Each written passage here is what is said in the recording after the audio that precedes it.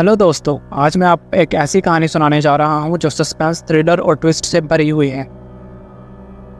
ये कहानी है शहर के छोटे से कोने की, जहाँ कुछ ऐसा हुआ जो कभी किसी ने सोचा भी नहीं था। एक ठंडी रात थी और शहर के एक सुनसान गली में रात के अंधेरे में एक आदमी चलता हुआ नजर आता है। यह है विकी, एक टैक्सी ड्राइवर जो हर रात इस गली से गुजरकर अपने घर जाता है। विकी को आज कुछ अजीब सा एहसास हो रहा था, जैसे कोई उसे देख रहा हो, लेकिन उसने अपने मन को संभाला और आगे बढ़ गया। उसे पता नहीं था कि कुछ ही देर में उसकी ज़िंदगी हमेशा के लिए बदलने वाली है। और तभी एक साया झाड़ियों के पीछे से निकलता है। विकी पलट कर देखने की कोशिश करता है, लेकिन उसे कुछ भी दिखाई नहीं देता। वो अपने रास्ते पर चलने लगता है, थोड़ी तेज़, थोड़े घबराहट में। फिर एक ज़ोर की आवाज़ होती है और विकी रुक जाता है।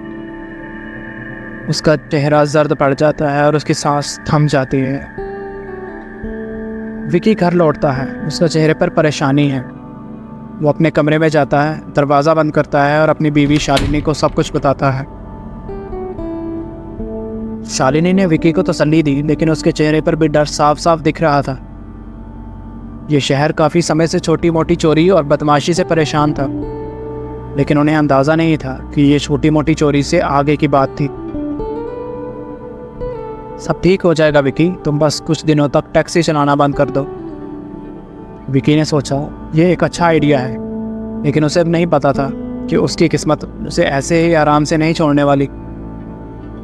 अगले दिन सुबह इंस्पेक्टर राजेश और उसकी टीम एक नए केस पर काम कर रहे थे। राजेश एक होशियार और सख्त ऑफिसर था, जो अपने काम को लेकर बहुत सीरियस था। ये कोई आम चोरी का मामला नहीं लगता, मुझे लगता है कोई बड़ी साजिश है इसके पीछे। राजेश को कुछ दिन पहले ही एक अजीब केस मिला था। शहर के अलग अलग कोने से दो लोगों के गायब होने की रिपोर्ट मिली थी। दोनों लोगों के पास एक ही चीज़ कॉमन थी, टैक्सी ड्राइवर विकी। लेकिन इसके पहले कि राजेश विकी से पूछताछ करता, कुछ और ही हो गया। 2 दिन बाद विकी अपने कमरे में सो रहा था। बाहर ज़ोर की बरसात हो रही थी। एकदम से उसके कमरे का दरवाज़ा ज़ोर से खुलता है। विकी दरवाजे के पास जाता है, लेकिन कोई नहीं होता। फिर एक साया झांकता है और गायब हो जाता है। विकी डर से कांप उठता है। वो जल्दी से दरवाज़ा बंद करता है और वापस बेड पर आकर बैठ जाता है। कुछ समझ नहीं आता कि यह सब हो क्या रहा है, लेकिन उसे पता है कि कुछ तो गड़बड़ है। उसने फैसला किया कि वो सुबह ही पुलिस स्टेशन जाएगा। अगली सुबह विकी पुलिस स्टेशन पहुंचता है। राजेश उससे पहले ही उसका इंतज़ार कर रहा होता है। विकी, तुम यहाँ क्या कर रहे हो? तुम्हें पता है ना कि हम तुमसे कुछ पूछताछ करने वाले हैं। विकी ने सब कुछ बताया, जो भी उस रात उसके साथ हुआ था। लेकिन राजेश को कुछ और ही शक था। मुझे लगता है विकी, तुम कुछ छुपा रहे हो, तुम्हें सच सच बताना होगा।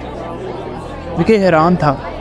वो कुछ समझ नहीं पा रहा था कि राजेश उस पर क्यों शक कर रहा है। तभी एक कांस्टेबल भागते हुए आता है और राजेश के कान में कुछ कहता है। राजेश फ़ौरन उठता है और विकी को एक सेल में बंद कर देता है। विकी चिल्लाता है, लेकिन कोई नहीं सुनता।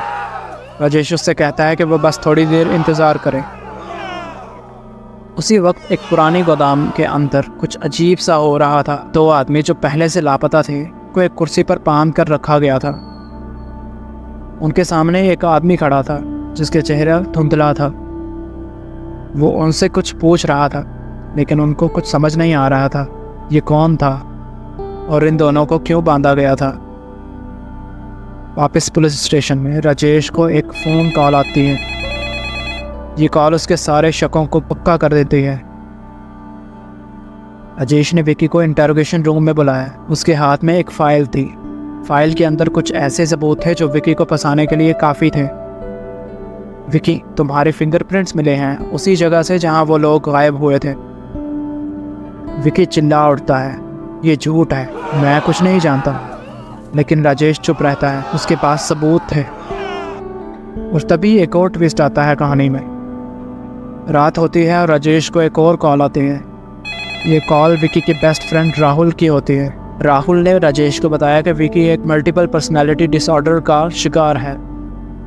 उसके अंदर एक दूसरी शख्सियत भी है, एक खून भरी शख्सियत वो दूसरी शख्सियत, वो कभी कभी उसके अंदर जाग जाती है और तब वो ख़ुद को भी पहचान नहीं पाता। राजेश को समझ आता है कि विकी सच में कुछ नहीं याद कर पा रहा है, लेकिन अब तक बहुत देर हो चुकी थी। अब हम फिर से वापस आते हैं उसी पुराने गोदाम में। यहीं पर कहानी का असली राज छुपा हुआ था। विकी के अंदर एक और शख्सियत थी, एक ऐसा इंसान जो अपने दुख दर्द से पागल हो चुका था। उसके अंदर के दुख और सज़ा के एहसास ने उसे एक खूनी बना दिया था। लेकिन तभी एक ज़ोर की आवाज़ होती है।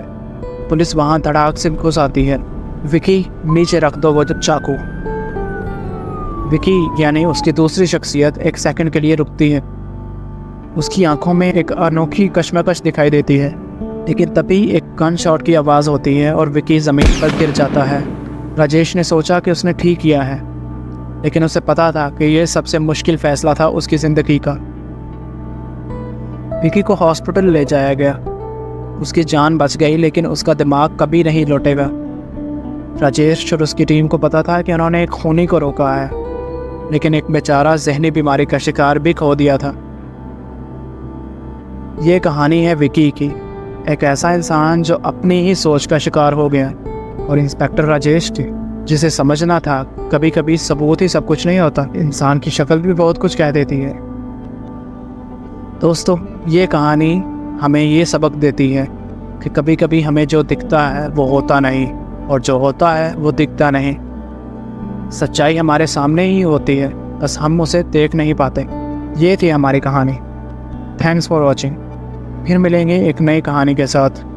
अगर आपको ये कहानी पसंद आई हो तो क्राइम इनसाइट्स ऑफिशियल को सब्सक्राइब करें और इस वीडियो को लाइक करें, और कमेंट में हमें अपनी राय देना मत भूलिएगा।